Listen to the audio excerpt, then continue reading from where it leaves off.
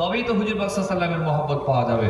আর আজকে আমরা হোসাইনের মহব্বতের কথা বলে বেড়াই, প্রেমের কথা বলে বেড়াই, আসলে কিন্তু হোসাইনের মতো কাজ করি না আমরা। আসলে হোসাইনের মতো কাজ, হোসাইনের মহব্বতে ভালোবাসা আমাদের মুখে আছে, কাজেতে নেই। এই কারবালার জমিনে ইমাম হোসাইন শহীদ হলেন আজকের এই দিন। আজকের দিনেই দিন তো রাত পার হয়ে গেল, আজকের এই দিনেই কিছু কম ১৫০০-এর কাছাকাছি বছর আগে ইমাম হোসাইন যে শহীদ হয়েছিলেন, কি জন্য জীবন দিতে গেলেন, কি দরকার ছিল তা? উনি মাসে ভাতা পেতেন কয়েক লক্ষ টাকা। ইমাম হোসাইন হাজরতে ওমর ফারুক রাদিয়াল্লাহু তাআলা আনহু উনি নবীর পরিবারদের জন্য ভাতা সিস্টেম চালু করেছিলেন। নসরুল্লাহর বংশের যারা আছেন, সৈয়দ খানদান যারা আছেন, আহলে বাইত পরিবারের যারা মানুষ আছেন, ওদের জন্য তিনি ভাতা দিতেন। আমাদের ইমাম হাসানকে দিতেন, হোসাইনকে দিতেন, ফাতেমাকে দিতেন। রাসূলুল্লাহর স্ত্রীদেরকে আম্মাজান উম্মাহাতুল মুমিনিনদের ভাতা দিতেন। হোসাইন মাসে কয়েক লক্ষ টাকা বর্তমান মূল্যের ভাতা পেতেন। আমিরে মুআবিয়ার জামানায় ইমাম হোসাইন কয়েক কোটি টাকা ভাতা পেতেন। টাকার অভাব, কিছুর অভাব নেই। কি জন্য জীবন দিতে গেলেন? ইমাম হোসাইন কারবালার জমিনে হুজুর যে শহীদ হলেন, রক্ত দিলেন, ৭০ জন সঙ্গী সাথীদেরকে নিয়ে জীবন দিয়ে দিলেন। কি কারণে জীবনটা দিলেন বলেন তো? কারবালা আমাদেরকে কি শিক্ষা দিয়েছে? ইমাম হোসাইন শহীদ হয়েছেন রক্ত দিয়ে, আমাদের কাছে কয়েকটি শিক্ষা দিয়ে গেছেন। কারবালা আমাদেরকে শিক্ষা দিয়েছেন। কি শিক্ষা? এজিদ ছিল অন্যায়ের পক্ষে, এজিদের মধ্যে কিছু নোংরামি ছিল, এজিদের মধ্যে কিছু খারাপই ছিল, এজিদের মধ্যে কিছু দুর্নীতি ছিল। ইমাম হোসাইন এজিদকে মানেননি। আর একটা কি মানেননি? আমিরে মুআবিয়ার সাথে ইমাম হোসাইন, ইমাম হাসান যখন খলিফা হয়েছিলেন, আমিরে মুআবিয়া খলিফা হয়েছিলেন, একটা চুক্তি হয়েছিল।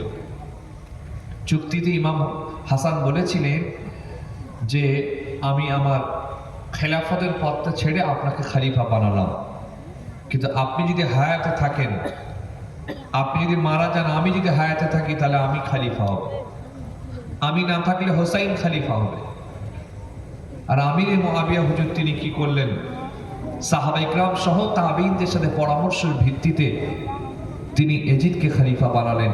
ইমাম হোসাইন এটা পছন্দ করলেন না, যে ছেলে, বাপের ছেলে যদি গদিতে বসে যায়, বাপের ছেলে যদি খলিফা হয়ে যায়, তার রাসূলের সুন্নাতের আমল তো নষ্ট হয়ে যাবে। এরপরে এমন একটা সময় আসবে যে অযোগ্যরাই খেলাফতের অধীনে বসে যাবে। এই যে পীরের ছেলে পীর হওয়া, দাদা হুজুরকে তার ওসিয়াতনামায় স্পষ্ট বলে গেছেন, বাবা পীরের ছেলে পীর হবে এমন কোনো কথা নেই। বাপ পীর হয়েছে বলে ছেলে কি পীর হতে পারে? অত সহজ নাই, যোগ্যতা লাগবে তবে পীর হবে। এখন তো পীরের গদিতে জেগেই বসে যেতে, দাদু ছিল পীর, বাপ হয়েছে পীর, ছেলে হয়েছে পীর, আবার তার নাতিও হয়েছে পীর। অযোগ্যদের যোগ্যতার আসনে অযোগ্যদের বসা দেওয়া যাবে না। এর জন্য ইমাম হোসাইনের লড়াই ছিল। যিনি যোগ্য মানুষ তিনি সঠিক চেয়ারে বসবেন। দাদা হুজুর তার ওসিয়াতনামায় স্পষ্ট বলে গেছেন, বাবা পীরের ছেলে পীর হবে এমন কোনো কথা নেই। যাদেরকে ইলমে আমলে যোগ্যতা পাবে তারা হবে, স্পষ্ট বলে গেছেন।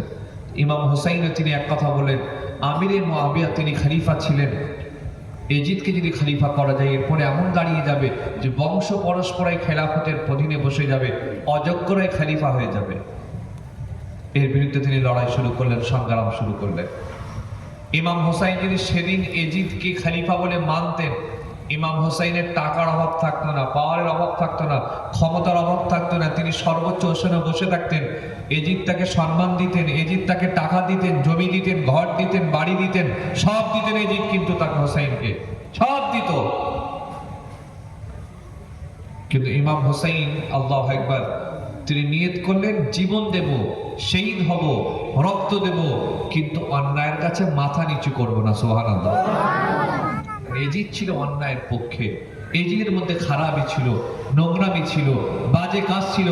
এজিদ যখন খবর পাঠালো, হোসাইন বলে, এজিদ তোমাকে খলিফা বলে মানতে পারি, শর্ত হচ্ছে তোমার মধ্যে নোংরামি আছে, খারাপই আছে, দুর্বলতা আছে, হারাম কাজ আছে, তোমার বিরুদ্ধে কিছু খারাপ আছে, এটাকে তোমাকে ছাড়তে হবে।